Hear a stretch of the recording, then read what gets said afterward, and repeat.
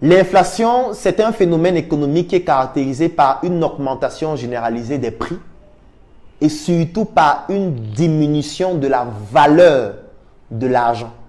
C'est extrêmement important ce que je vais vous expliquer actuellement et ça va vous permettre de comprendre pourquoi ceux qui passent leur temps à épargner en fait vont rester pauvres toute leur vie. Parce que l'inflation, c'est un phénomène économique qui réunit deux choses. La première chose, c'est une augmentation généralisée des prix.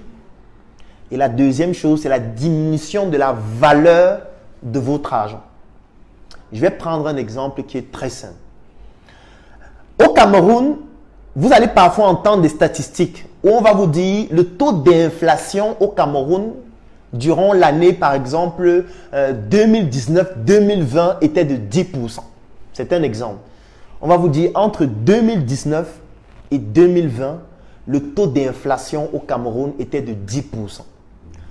Qu'est-ce que ça signifie? Ça signifie que si dans votre compte bancaire, vous aviez épargné 1 million de francs, les 1 million de francs là auront désormais une valeur de 1 million moins 10% de 1 million. C'est-à-dire que vos 1 million vont désormais valoir 900 000 francs à cause de l'inflation qui vaut 10%. Maintenant, c'est clair que vous allez me dire que dans votre compte bancaire, vous avez un taux d'intérêt chaque année. Parfois, dans certaines banques, ça peut être 2%, d'autres banques 3%, ça dépend des banques. Donc, il va falloir donc prendre le taux d'inflation annuel du pays, diminuer avec la rémunération que votre banque vous donne, qui de toutes les façons ne va pas atteindre 10%. Du moins, il y a très peu de banques qui vont vous donner 10% par an. Très peu, presque pas. Donc, il va falloir prendre donc le taux d'inflation qui est de 10% là, diminuer avec le taux d'intérêt que votre banque vous garantit chaque année.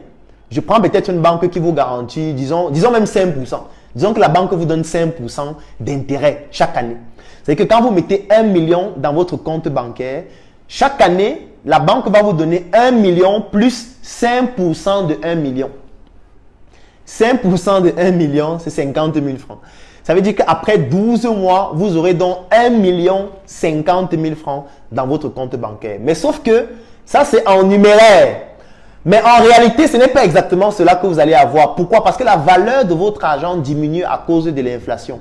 Parce que si l'inflation durant cette même année était de 10%, on va prendre 10% d'inflation moins 5% que la banque vous accorde comme taux d'intérêt.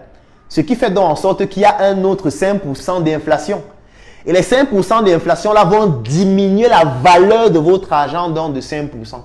Ça veut dire que votre argent qui était 1 million, vous avez eu un taux d'intérêt de la banque de 5%, ça fait 1 million 50 000 francs.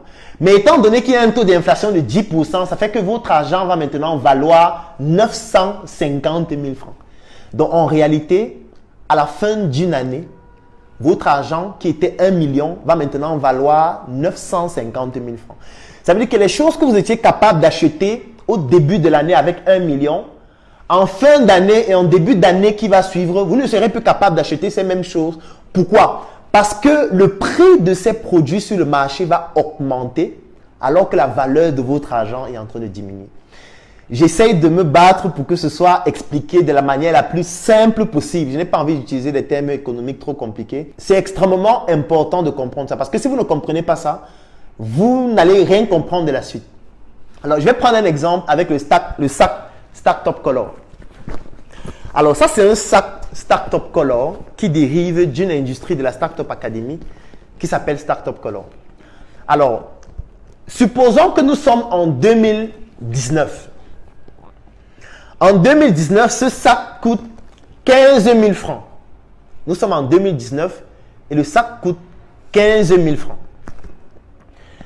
Vous prenez 15 000 là, au lieu d'acheter par exemple ce sac, vous vous dites non, je vais acheter le sac l'année prochaine. Vous prenez les 15 000 et vous mettez dans votre compte bancaire.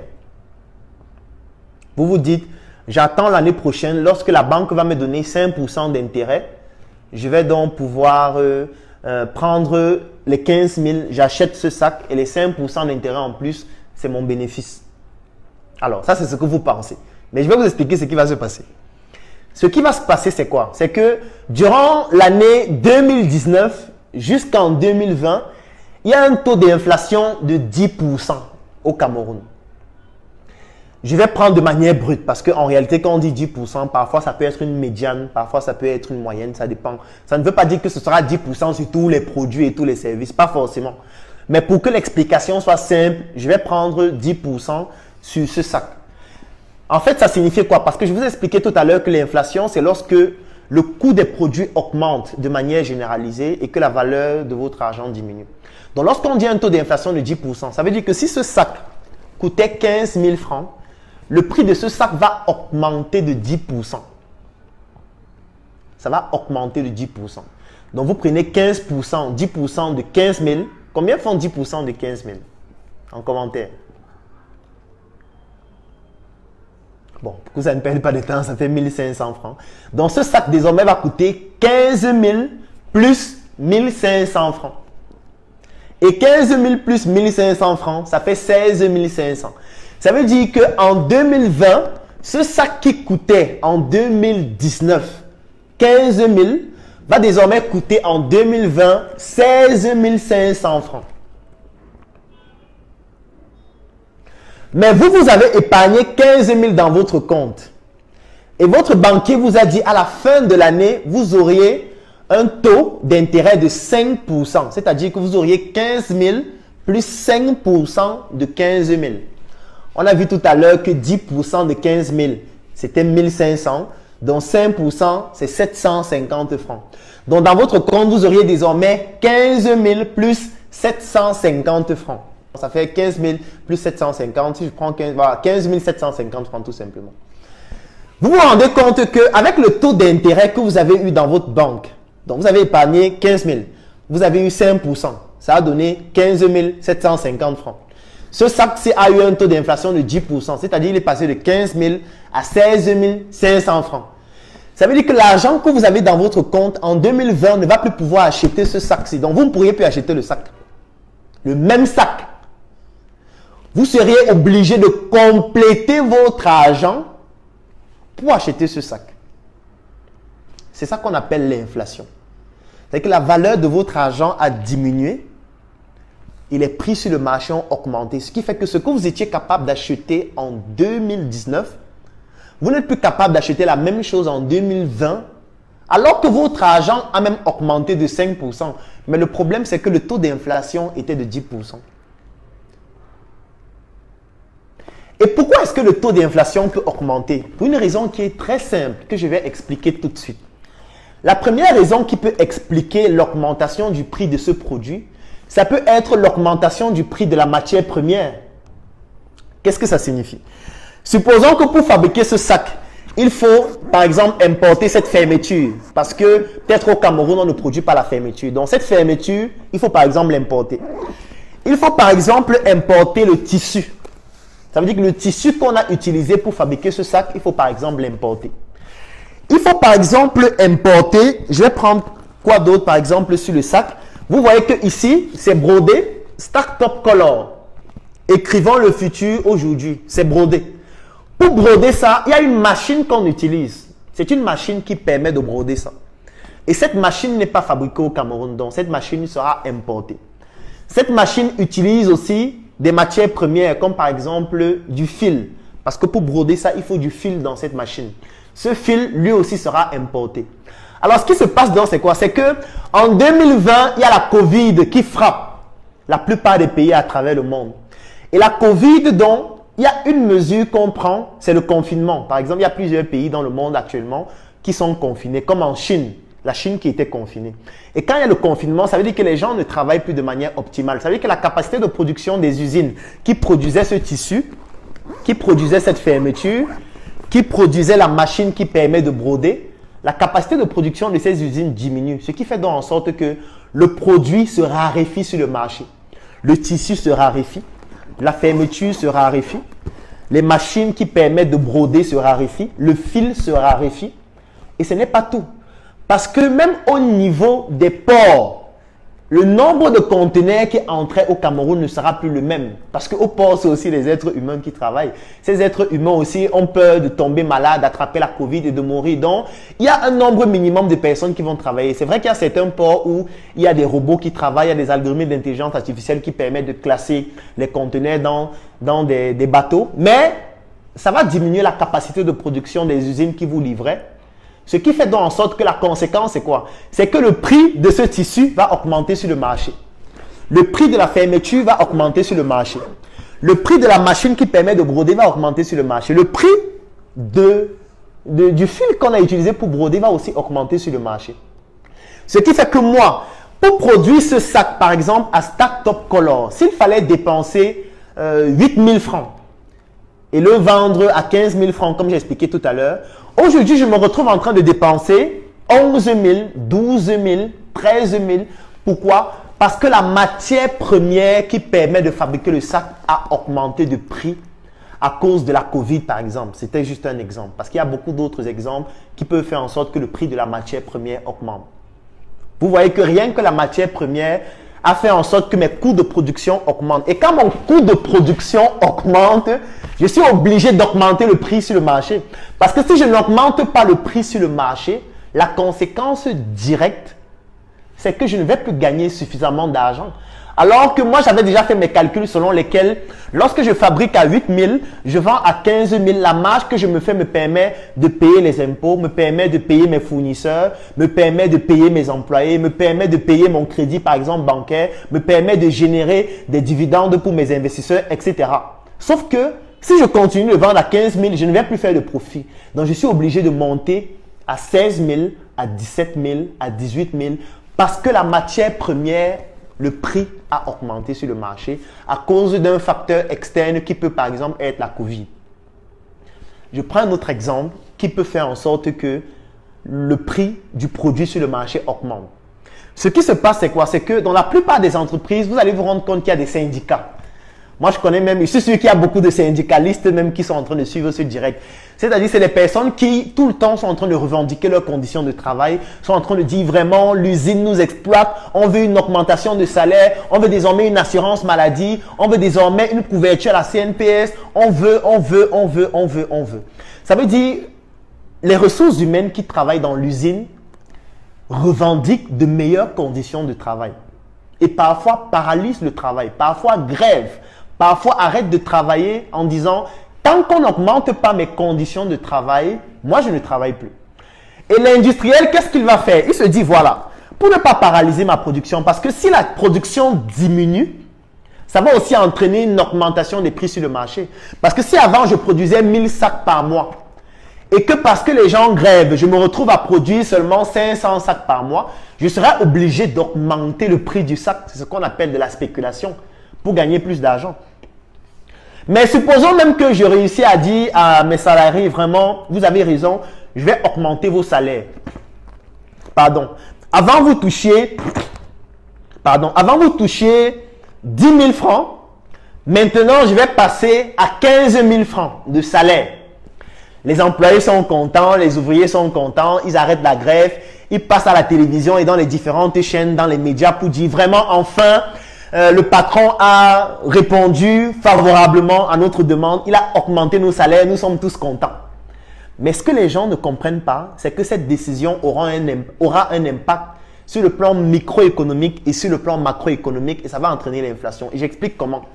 Par exemple, je vous ai dit tout à l'heure que pour produire par exemple ce sac, un exemple, je dépensais, l'entreprise Startup Color dépense peut-être, je vais dire un truc banal, 8 000 francs. Sauf que dans les 8 000 francs qui sont dans ce qu'on appelle dans le coût de production, qui représente le coût de production, il y a la charge salariale. Parce que quand je calcule mon coût de production, je calcule aussi la masse salariale, les personnes qui travaillent pour fabriquer le sac. Et les personnes qui travaillent pour fabriquer le sac représentaient par exemple 2500 francs pour que je puisse produire le sac à 8 000. Sauf que maintenant, étant donné que j'ai augmenté le salaire, ça ne représente plus 2500 francs. C'est maintenant 4000 francs.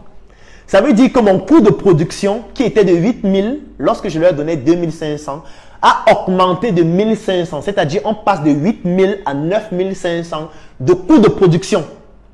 Et moi, comme je ne veux pas perdre de l'argent, qu'est-ce que je vais faire? La seule chose que je vais faire sera tout simplement d'augmenter le prix du sac. C'est-à-dire, au lieu de vendre mon sac à 15 000, je vais juste augmenter la somme que j'ai donnée à mes salariés là sur mon sac, ou je peux même augmenter beaucoup plus que ça, et vendre maintenant mon sac à 16 500, ou à 17 000, ou même à 20 000. Ce qui fait que le simple fait d'augmenter le salaire des ouvriers entraîne aussi l'inflation, parce que ça augmente les coûts de production. Je viens de vous donner deux exemples qui peuvent augmenter le coût de production et entraîner l'inflation. Il y a l'augmentation du prix des matières premières, ça dépend. Ça peut être par raréfaction de la matière première, ça peut être par le fait que les pays qui produisent cette matière première commencent à faire de la spéculation. Il y a beaucoup de facteurs qui peuvent entraîner ça. Ça peut être le fait d'augmenter le salaire. Ça veut dire qu'on augmente le salaire et directement, ça augmente aussi le coût de production tout naturellement. Voilà deux cas de figure où on peut avoir une augmentation du coût de production qui débouche directement sur une inflation. Et le problème que ça entraîne, c'est quoi? C'est que maintenant, c'est un problème général. Parce que vous qui avez épargné votre argent dans votre compte bancaire, vous avez épargné 1 million en vous disant « j'épargne de l'argent parce que je veux acheter ma voiture l'année prochaine ». Sauf que l'année prochaine, il y aura une inflation, y compris sur les prix des voitures. Il y aura une inflation sur les téléphones. Il y aura une inflation sur la craie, comme on va le voir tout à l'heure. Même sur la craie, il y aura une inflation. Donc, ça veut dire que vous étiez en train d'épargner de l'argent en vous disant, en épargnant, ça va me permettre d'avoir une certaine sécurité. En épargnant, ça va me permettre de résoudre des problèmes urgents lorsque ces problèmes vont survenir. Mais ce que vous ne savez pas, c'est que ce que vous souhaitez résoudre comme problème là, l'inflation fait en sorte que le prix va augmenter. Je vais prendre un exemple. Auparavant, dans un pays comme le Cameroun, l'école, même parfois à l'université, était gratuite. C'était gratuite au point où même les étudiants avaient des bourses. C'est-à-dire, tu viens fréquenter à l'école gratuitement. Et en plus, si tu as même de bonnes performances à l'école, tu as une bourse pour aller continuer tes études, même à l'étranger parfois. Aujourd'hui, non seulement l'école n'est plus gratuite, mais il n'y a même plus de bourse. Pourquoi? Parce qu'il y a un autre phénomène qui se produit, c'est l'explosion démographique. Parce qu'il y a de cela 20 ans, nous étions, je vais prendre un exemple, 10 millions d'habitants. Et maintenant, nous sommes 20 millions, 30 millions, 40 millions. Ça veut dire que ce qui servait à satisfaire 10 millions, ça ne peut plus servir à satisfaire 20 millions de personnes, 30 millions de personnes, 50 millions de personnes. Ce qui fait en sorte que les avantages que ceux qui étaient seulement 10 millions avaient, ce ne seront pas les mêmes avantages que ceux qui sont 30 millions, 50 millions, 100 millions auront. Donc, ce qui fait en sorte que, si vous vous rendez compte, dans la plupart des pays, l'école, la scolarité, les coûts augmentent. Chaque année, les coûts augmentent. Les fournitures scolaires, les coûts augmentent. Le sac scolaire, les coûts augmentent. Le stylo, le coût augmente. Au fur et à mesure, soit le coût va augmenter, soit la qualité du produit va diminuer et vous forcer à dépenser plus pour obtenir la même durabilité de votre produit. Donc, ce n'est pas toujours seulement le prix. Parce que Startup Color peut même faire autre chose. Se dire, OK, étant donné que les gens ne peuvent pas acheter le sac cher, qu'est-ce que je vais faire? Je vais conserver le prix de 15 000 sur le marché, mais je vais diminuer la qualité du sac. Ça veut dire, avant, quand vous achetiez un sac Startup Color, le sac pouvait mettre, par exemple, 2 ans, 3 ans, parce que la qualité était très bonne, le tissu était très bon, les soudures étaient excellentes, les fermetures étaient les meilleures possibles, le flocage qui était fait avec de la broderie, avec des machines industrielles, était fait de manière extraordinaire. Mais comme je me rends compte qu'il y a l'inflation et que si j'augmente le prix du sac, les gens ne vont plus acheter, qu'est-ce que je fais? Je vais conserver le prix à 15 000. Je peux même diminuer, je peux même passer à 10 000, ça dépend. Mais je ne vais plus utiliser la même matière. Donc, je vais prendre maintenant un tissu qui est plus léger. Je vais prendre une fermeture qui ne sera plus aussi solide. Je ne vais plus broder de la même façon. Ce qui fait que vous allez toujours acheter un sac, peut-être à 10 000, peut-être à 15 000, ou même moins. Mais le sac qui mettait 2 ans va maintenant mettre 6 mois. Ce qui fait que pour maintenant faire 2 ans, au lieu d'utiliser un seul sac, vous allez utiliser 4 sacs. Ça veut dire qu'en 2 ans maintenant, vous allez dépenser 15 000 fois 4, c'est-à-dire 60 000. Alors qu'avant, avec uniquement 15 000, vous aviez un sac qui durait 2 ans. C'est ça qu'on appelle l'inflation. Et quand vous épargnez de l'argent, ça ne vous épargne pas de cela. Au contraire, ça vous met plus à risque. Parce que même les soins médicaux subissent l'inflation. Tout simplement pourquoi? Parce que quand vous arrivez à l'hôpital, vous êtes consulté par une infirmière. Peut-être il y a aussi le syndicat des infirmières qui va dire il faut qu'on augmente nos salaires, on ne peut plus continuer comme ça. Si on augmente le salaire des infirmières, ça va augmenter le coût des prestations médicales. Les médecins, même chose. Si on augmente le salaire des médecins, ça va augmenter le coût des prestations médicales. Le médecin pour travailler ou l'infirmière pour travailler doit utiliser des bandes, doit utiliser le coton, doit utiliser l'alcool, doit utiliser des compresses. Tous ces produits manufacturés sont importés pour la plupart. Et pour moi, il y a un élément parfois qui me rend parfois fou, c'est le coton hydrophile qu'on vend dans nos hôpitaux. Ça veut dire que le Cameroun produit le coton, conditionne son coton, exporte son coton à des pays qui n'ont pas de coton. Et ces pays prennent ce coton, traitent ce coton, mettent dans des plastiques, écrivent dessus coton hydrophile, envoient ces cotons dans nos pays qu'on utilise dans nos hôpitaux, qu'on utilise donc pour traiter nos plaies, avec une valeur ajoutée parfois 10 fois, 20 fois supérieure au prix du kilo de coton et nous achetons ça en étant fiers. Pour moi, c'est le degré le plus absolu de la bêtise sur le plan industriel. Parce que je ne comprends pas comment on peut continuer de faire ça. Et c'est ça qui fait en sorte que l'inflation nous terrasse. Pour une raison qui est simple, c'est que le prix du coton va augmenter sur le marché. Le prix du sparadrap va augmenter sur le marché. Pourquoi? À cause de la Covid. Parce que étant donné que ce sont des entreprises qui sont en Chine, par exemple, qui produisent cela, et qu'en Chine, les coûts de production sont en train d'augmenter parce qu'il y a la Covid, parce que les usines ne fonctionnent plus à plein régime et que la capacité de production est en train de diminuer. Quand la capacité de production diminue, on utilise de la spéculation pour augmenter les prix. Donc, ce qui fait que si le coton coûtait 1000 francs, ça va maintenant coûter 1050 ou 1100 francs ou 1150. Pour vous, ça n'a l'air de rien. Mais ce 50 francs qui augmente sur le coton là, ce 1000 francs qu'on va ajouter comme prime à l'infirmière là, ce 10 000 qu'on va ajouter comme salaire en plus au médecin là, cet argent là va augmenter le prix des prestations médicales. Ça veut dire qu'avant, s'il fallait faire une opération chirurgicale, par exemple à 50 000 francs, l'opération va passer à 55 000, à 60 000, à 65 000, à 70 000. Vous qui étiez en train d'épargner votre argent en vous disant, quand je serai malade, je vais utiliser ça pour aller me faire soigner. Sauf que les 50 000 qui te permettaient de bénéficier d'une opération en 2017, avec les mêmes 50 000, tu ne pourras pas bénéficier de la même opération en 2027 parce que le coût va augmenter à cause de l'inflation. Donc l'inflation touche à tous les secteurs d'activité où les coûts vont augmenter et la valeur de votre argent que vous avez épargné est en train de diminuer. Donc le meilleur moyen pour ne pas être victime de l'inflation, c'est d'éviter d'épargner tout le temps. Il ne faut pas passer uniquement votre temps à épargner votre argent, surtout dans une institution qui vous garantit des taux d'intérêt qui sont inférieurs au taux d'inflation dans votre pays. Parce que si les taux d'intérêt de votre institution financière sont inférieurs au taux d'inflation dans votre pays sur un an, ça veut dire que vous êtes en train de perdre de l'argent en épargnant. C'est de ça qu'il s'agit. C'est-à-dire que quand vous épargnez de l'argent, chaque année vous perdez de l'argent. Chaque année vous perdez de l'argent. Et c'est là où l'inflation donc devient dangereuse. Parce que c'est un peu comme si vous avez pris votre argent, vous avez posé quelque part où il y a des souris. Et chaque année, les souris là viennent ronger un peu. Viennent ronger un peu. Donc la quantité d'argent diminue. Vous vous dites que l'argent est en sécurité alors que l'argent est en train de diminuer. Parce que vous avez épargné dans un endroit où le taux d'intérêt qu'on vous garantit est inférieur au taux d'inflation dans votre pays. Donc désormais, vous devez vous documenter sur le taux d'inflation dans votre pays. Posez-vous la question, au Togo, le taux d'inflation en 2020, entre 2020 et 2021 était de combien? En Côte d'Ivoire, le taux d'inflation entre 2020 et 2021 était de combien? Au Bénin, le taux d'inflation entre 2020 et 2021 était de combien? Vous devez comprendre ce que c'est que l'inflation parce que ça a un impact direct sur votre argent. Surtout l'argent que vous avez épargné dans votre compte bancaire et pour lequel le taux d'intérêt qu'on vous administre ou alors qu'on vous fait bénéficier est extrêmement faible.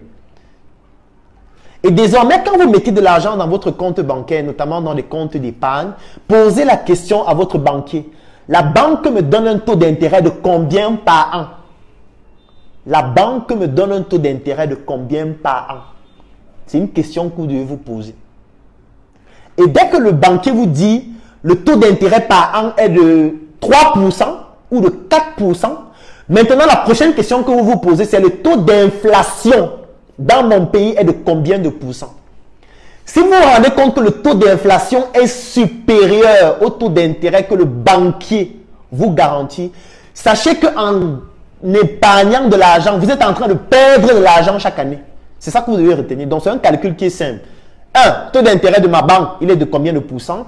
2. Taux d'inflation dans mon pays, il est de combien de pourcents? Vous faites la différence entre les deux. Si vous vous rendez compte que le taux d'inflation est supérieur, ça veut dire que vous êtes en train de perdre de l'argent en épargnant dans votre compte bancaire.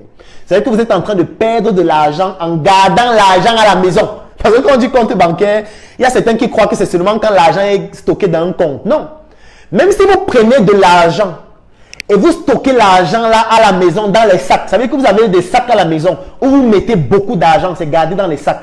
Où vous marchez toujours avec beaucoup d'argent sur vous en disant que mon argent ne doit pas être loin de moi.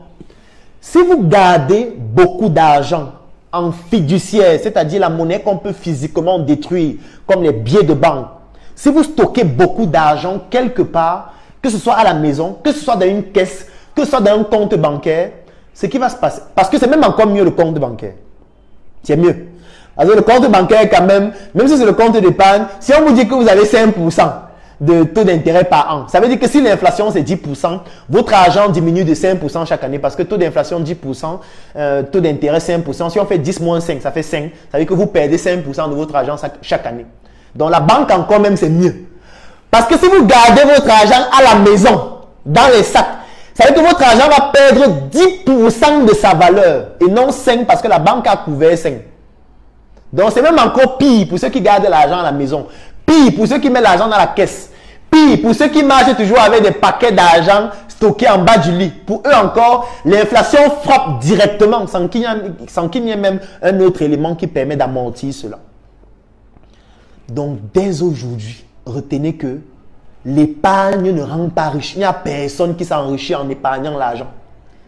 Ça ne veut pas dire qu'il ne faut jamais épargner. Vous pouvez épargner 2% ou 5% de votre argent. Encore qu'il n'y a même pas une règle fondamentale. Ça dépend de vous, mais sachez que la plus grande partie de votre argent doit être investie.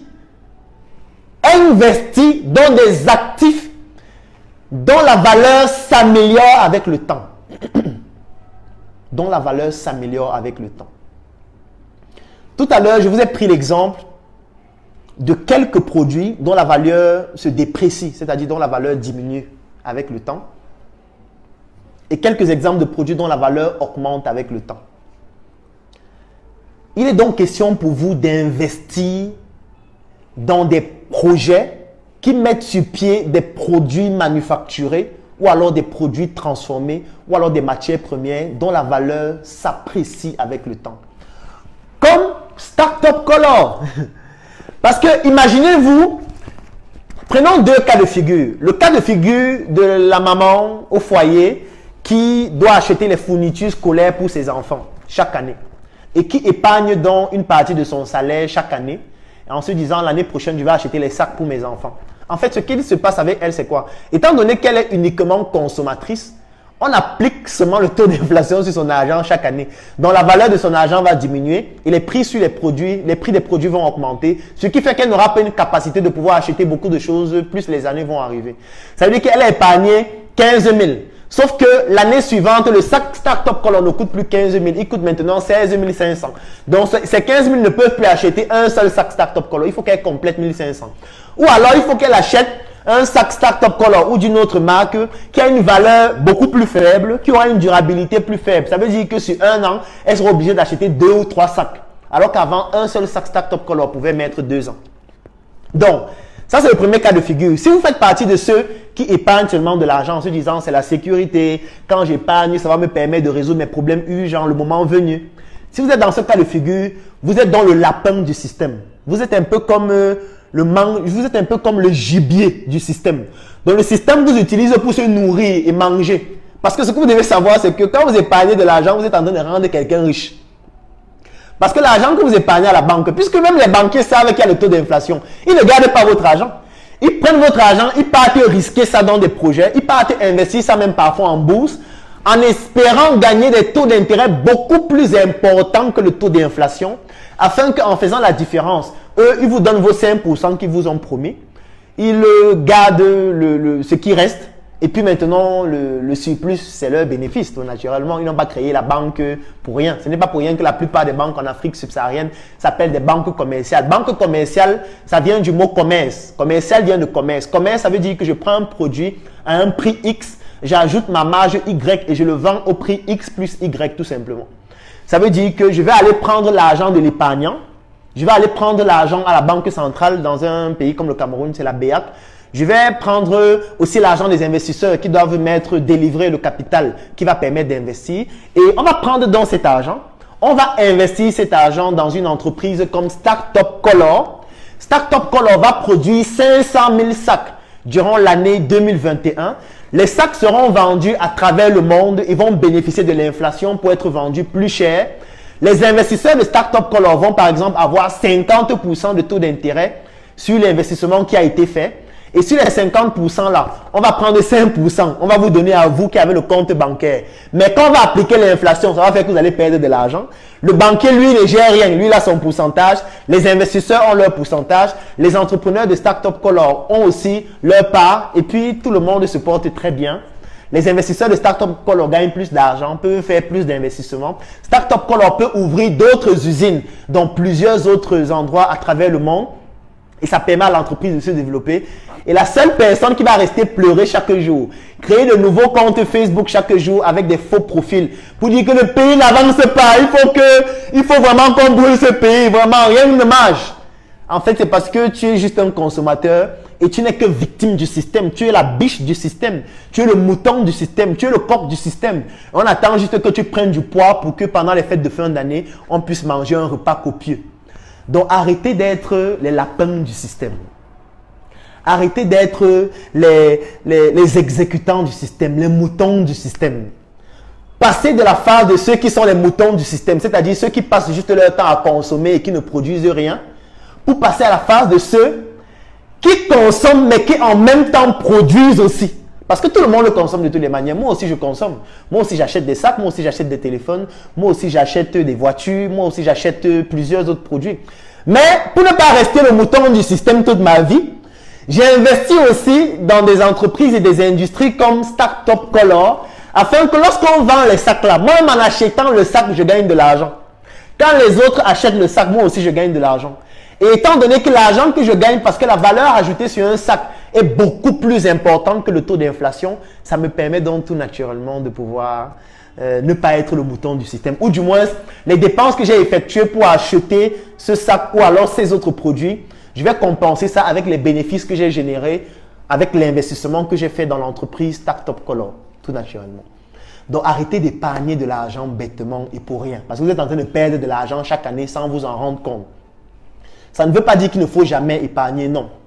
Ça ne veut pas dire que ce n'est pas important d'épargner, non. Mais ne mettez pas l'épargne comme étant l'élément fondamental, comme étant l'élément le plus stratégique. Non, c'est que là, vous êtes en train de perdre de l'argent chaque année. Dites-vous que j'épargne la plus petite partie de mon argent parce qu'effectivement, il peut y avoir des urgences qui surviennent, encore que même quand il y a des urgences. Si moi, par exemple, je suis investisseur à Startup Color et il y a des urgences, il y a des mécanismes très simples qui me permettent d'avoir de l'argent. Je n'ai pas besoin d'épargner. Je vais parler des tontines tout à l'heure. Donc, je ne suis pas obligé d'épargner pour résoudre mes problèmes urgents. Non, je peux ne pas épargner, investir mon argent et toujours réussir à résoudre des problèmes urgents. Donc, on nous a fait croire qu'il faut épargner pour avoir la sécurité, alors qu'en réalité, on voulait nous pousser à épargner pour utiliser notre argent pour gagner de l'argent et venir nous donner des miettes qui en réalité ne vont pas nous permettre de pouvoir prospérer sur le plan économique.